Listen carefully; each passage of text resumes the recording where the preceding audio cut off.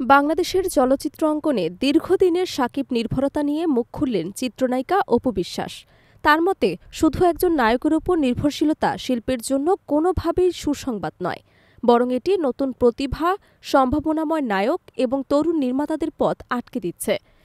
শাকিব নির্ভরতা সুসংবাদ নয়, এ মন্তব্য করে তিনি দীর্ঘদিনের একচ্ছত্র বাজার চিত্রের সমালোচনা করেন। দেশের চলচ্চিত্রে বছরের পর বছর ধরে শাকিব খানকে কেন্দ্র করে প্রজেক্ট পরিকল্পনা, বাজেট নির্ধারণ, এমনকি রিলিজ স্ট্র্যাটেজি তৈরি করে আসছে।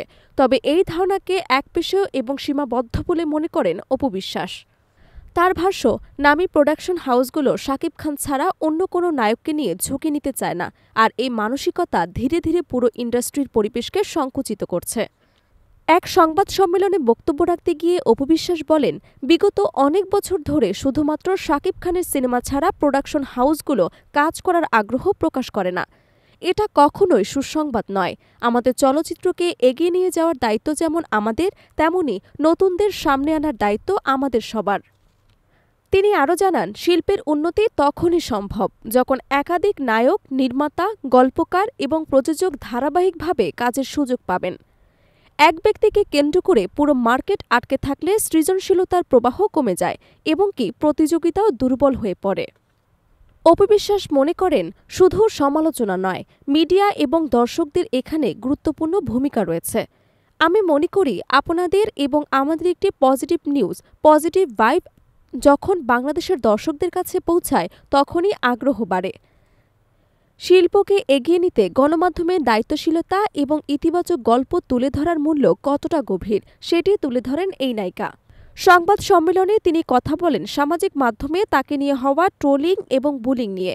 সাম্প্রতিক সময়ে বিভিন্ন প্ল্যাটফর্মে তাকে কেন্দ্র করে নানান মন্তব্য, ভিডিও, মিম এবং সমালোচনা ছড়িয়ে পড়েছে। তবে এসব নিয়ে হতাশ না হয়ে তিনি বরং বলেন, আমাকে নিয়ে বুলিং করেন, কোনো সমস্যা নেই, কিন্তু সেটা যেন পজিটিভ বুলিং হয়, যে বুলিং থেকে আমরা শিখতে পারি, কাজের সামনে এগিয়ে যেতে পারি। আঘাত দেওয়ার জন্য নয়, উন্নতির জন্য সমালোচনা হওয়া উচিত। শিল্পী হিসেবে সমালোচনা মেনে নেওয়ার শক্তি থাকা জরুরি জানলেও তিনি বলেন, সীমানা অতিক্রম করে ব্যক্তিগত আক্রমণ যখন শুরু হয়, তখন তা পুরো শিল্পের পরিবেশকে বিষাক্ত করে তোলে। তাই শিল্পী, সমালোচক, দর্শক সবাইকে দায়িত্বশীলতার সাথে সোশ্যাল মিডিয়া ব্যবহার করতে আহ্বান জানান তিনি। এদিকে শাকিব নির্ভরতার এই চিত্র থেকে বেরিয়ে আসার জন্য নতুন প্রযোজনা সংস্থাগুলোর প্রতিও কৃতজ্ঞতা প্রকাশ করেন অপু বিশ্বাস। তার মতে, বাজারের প্রচলিত ধারণা ভেঙে নতুনদের সুযোগ দেওয়া এখন সময়ের দাবি। তিনি বিশেষভাবে এমকে প্রোডাকশনকে ধন্যবাদ জানিয়ে বলেন, আজকে এমকে প্রোডাকশনকে আমি ধন্যবাদ জানাই।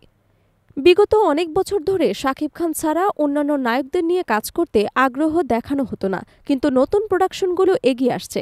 এই ট্রেন্ড বদলাতে ইন্সপায়ার করার দায়িত্ব আমাদের প্রত্যেকটা মানুষের। অপু বিশ্বাসের মতে, ইন্ডাস্ট্রি যদি সত্যি এগোতে চায়, তবে নায়ক বৈচিত্র্য, নির্মাতা বৈচিত্র্য এবং গল্পের বৈচিত্র্য, এই তিনটিকে গুরুত্ব দিয়ে এগোতে হবে। একই ধরনের সিনেমা, একই ধরনের মুখ, একই ধাঁচ বারবার দেখতে দর্শকদের আগ্রহ কমে যায়। তাই বাজার সম্প্রসারণ এবং দর্শকদের প্রত্যাশা ধরে রাখতে প্রয়োজন সাহসী সিদ্ধান্ত, নতুন মুখ এবং ভিন্নধর্মী গল্প। সংবাদ সম্মেলনের পুরো বক্তব্যে তিনি স্পষ্টভাবে দেখাতে চেয়েছেন, শিল্প একা কারের ওপর দাঁড়িয়ে থাকতে পারে না। শিল্প বাঁচে যৌথ প্রচেষ্টায়, বহুমাত্রিক সৃজনশীলতায় এবং নতুনদের সুযোগ দেওয়ার মধ্য দিয়ে। আর সেই পরিবর্তনের শুরু হতেই হবে এখন এবং এখান থেকেই।